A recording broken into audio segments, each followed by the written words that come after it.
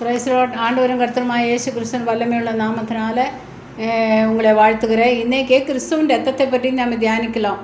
அந்த கிறிஸ்துவின் ரத்தம் நமக்கு அடைக்கலம் தந்து காக்கிற ரத்தமாக இருக்குது. அதுக்கு ஆதாரமாக யாத்திராமம் 12:13 கிறிஸ்துவனுடைய ரத்தம் நிலவுகாலுகளை பூசும் போது அது இஸ்ரவேல் ஜனங்கள்னு சொல்லி அடையாளம் கண்டு சங்கார தூதன் அங்கே பிரவேசிக்காது கடந்து போனாங்க. அதாவது இரத்தத்தின் அடையாளத்தினால நம்ம பாதுகாக்கப்பட்டது அப்படின்னு சொல்லி பார்க்குறோம். கிறிஸ்துவின் ரத்தம், இயேசுவின் ரத்தம் ஜெயம்னு சொல்லி நீங்கள் ஒவ்வொரு நாளும் ஜபிக்கும் போது அந்த ரத்தத்தின் வல்லமே நம்மளை சூழ்ந்து கொள்ளும், அது பாதுகாக்கும்னு சொல்லி நம்ம பார்க்கலாம். சத்ருண்ட பிடிந்தெல்லாம் பாதுகாக்கப்படும். அடுத்ததாக அதை பிராயச்சித்தம் செய்யும் ரத்தம் அப்படின்னு சொல்லி லேவியராகமம் 17ஆம் அதிகாரம் 11வது வசனத்தில் பிராயச்சித்த பாவ மன்னிப்புக்காக பிராயச்சித்த செய்கிற ரத்தமாக இருக்கிறது. மூணாவதாக விடுதலை ஆகிற ரத்தம், விடுதலை அளிக்கிற ரத்தம். சக்கரையா 9:11 விடுதலை கொடுக்கும். ரத்தத்தினால நம்மளுக்கு மீட்புண்டு, விடுதலை உண்டு, ஜெயம் உண்டு. அந்த இயேசுவின் ரத்தம் நம்மளை பாதுகாக்க ரத்தமாக இருக்கிறாங்க, பாவ மன்னிப்பு கொடுக்க ரத்தமாக இருக்காங்க. அது அல்லாமல் மன்னிப்பு, விடுதலை அளிக்க ரத்தம்.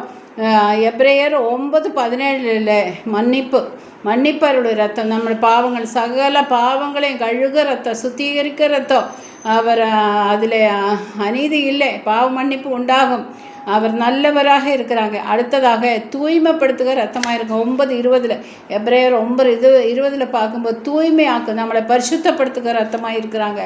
அப்புறம் மன்னிப்பருளுகிற ரத்தம், நமக்கு விடுதலை அளிக்கிற ரத்தம், பாவ மன்னிப்பு கொடுக்குற ரத்தம், பிராயச்சித்தத்தில் கொடுக்குற ரத்தம். அதுவும் இல்லாமல் நம்மளை அடைக்கலம் தந்து காக்க ரத்தமாக இருக்கிறாங்க. இயேசு ரத்தம் இப்படியெல்லாம் நம்மளை பாதுகாக்கிறது. நம்ம வாழ்க்கையில் எப்போதும் இயேசுவின் ரத்தத்துக்காக நீங்கள் ஏங்கி நில்லுங்க.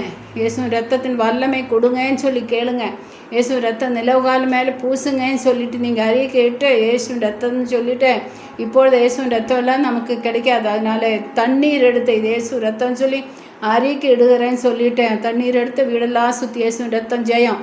சத்ரு வரக்கூடாது, நோய்கள் வரக்கூடாது, பாவ மன்னிப்பு உண்டாகட்டும், காக்கட்டும், பாதுகாக்கட்டும், விடுதலை அளிக்க ரத்தம் சொல்லிட்டு நீங்கள் அறிக்கைட்டு ஜெயம் பண்ணும்போது அது அப்படியே ஆகும். நீங்கள் எதை சொல்லுகிறோ அது உங்களுக்கு உண்டாகும்னு சொல்லி சொல்லப்படுகிறது.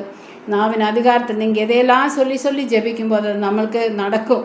கர்த்தர் இந்த வார்த்தைகளெல்லாம் ஆசீர்வதிக்கட்டும். இயேசுவின் ரத்தம் விலையேறப்பட்டது, பெர்ஷியஸ் பிளட்டு, விலையேறப்பட்டது, உன்னதமான ஒரு விடுதலையின் ரத்தம். அது மனுஷ ரத்தமோ மிருகத்த ரத்தம் போல இல்லை, இயேசு ரத்தம் பரலோகத்தில் இறங்கி வந்த பரிசுத்த ரத்தம் உங்களை விடுதலை ஆக்கட்டும். ஆமீன்.